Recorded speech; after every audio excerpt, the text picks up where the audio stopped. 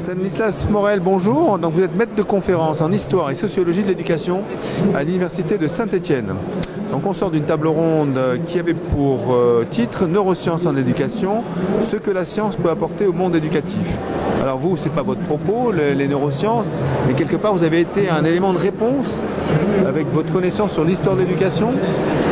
Si vous voulez, moi je travaille sur la compréhension du phénomène de l'échec scolaire et la manière dont les difficultés scolaires ont été interprétées, comprises au fil du temps. Aujourd'hui, on vit une période où les sciences cognitives sont la discipline la plus mobilisée pour à la fois expliquer ces difficultés et qui est la discipline qui est porteuse d'espoir pour les résoudre. Et mon travail, c'est d'essayer de comprendre un peu comment on en est arrivé là et quels sont les effets de ces retournements, de ces révolutions scientifiques. Nous, les sociologues, on a été dominants dans les années 1980. Aujourd'hui, on mange notre pain noir. Mais bon, voilà. L'idée, c'est aussi d'essayer de travailler avec les sciences cognitives parce qu'il y a quand même beaucoup de choses qui sont intéressantes. Alors, est-ce que, de votre point de vue, les sciences cognitives sont l'avenir par rapport à l'échec scolaire, par exemple, ou est-ce qu'on se trompe, on attend trop des sciences cognitives? Le problème, c'est un fonctionnement par mode scientifique, si vous voulez. Je pense que certains travaux en sciences cognitives sont aujourd'hui assez intéressants. Voilà, je prends un exemple, comment on apprend à lire, comment on déchiffre les correspondances graphophonemiques, comment ça se passe dans notre cerveau. Tout cela, c'est intéressant et moi j'encourage mes collègues de sciences cognitives à travailler, etc. Cependant, voilà, la science, elle ne commence pas avec la science cognitive et évidemment, ça fait très longtemps qu'il y a des disciplines qui se demandent pourquoi on n'arrive pas à l'école. Il y a de la linguistique, de la sociologie, la psychologie plutôt d'orientation un peu psychanalytique, etc. Donc tout cela, l'enjeu aujourd'hui, c'est d'arriver à que les sciences cognitives ne soient pas hégémoniques.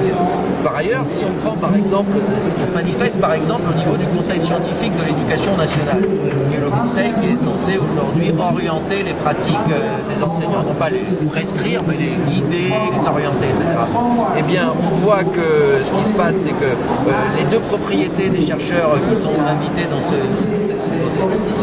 conseil, c'est que ce sont des spécialistes des sciences expérimentales, c'est-à-dire que toutes les autres sciences sont réduites au statut infrascientifique, les sociologies, la psychologie clinique, etc. Donc ça c'est un problème. Et que par ailleurs, le seul sujet d'intérêt aujourd'hui, c'est de comprendre la performance des élèves.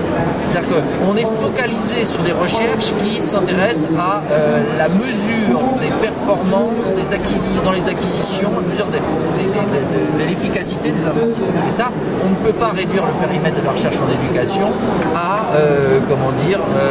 ces questions d'efficacité et de performance.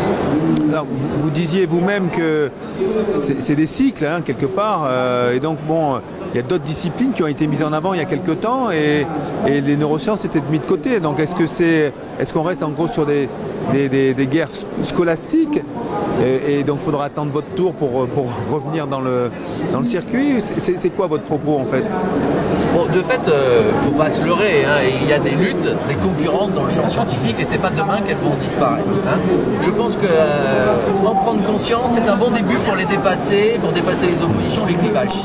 Une vision un petit peu enchantée du monde social, tout le monde est gentil, tout le monde est beau, ça n'aide pas beaucoup à avancer. Prendre conscience des rivalités, c'est déjà un premier pas.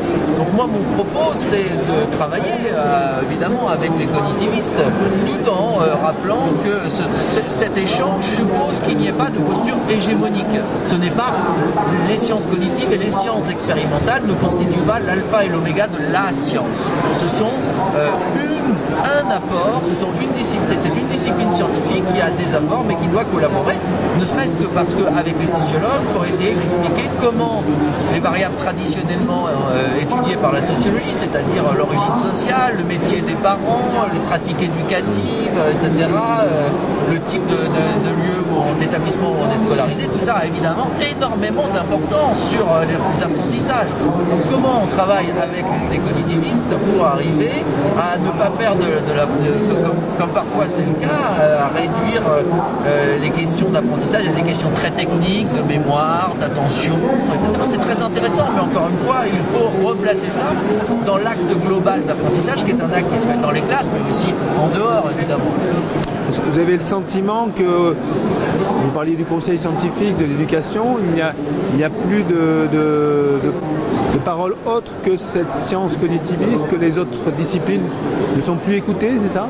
Alors, il n'y a pas que le cerveau qui est plastique, il y a aussi le discours de certains scientifiques, de certains premiers de cordée du monde des neurosciences, qui de temps en temps sont d'un discours très consensuel, parce qu'évidemment quand on est dominant comme ils le sont, on n'a pas besoin de chercher des ennemis, on peut très bien appeler à la fédération, au côté, etc. Et il y a par ailleurs des discours qui sont beaucoup plus excluants, plus méprisants sur un type de science, ce qui ne sont pas les sciences expérimentales. Et de fait, au conseil scientifique, il y a une vision réductrice, à mon avis, il y a un danger de réduction des perceptions des enjeux scolaires.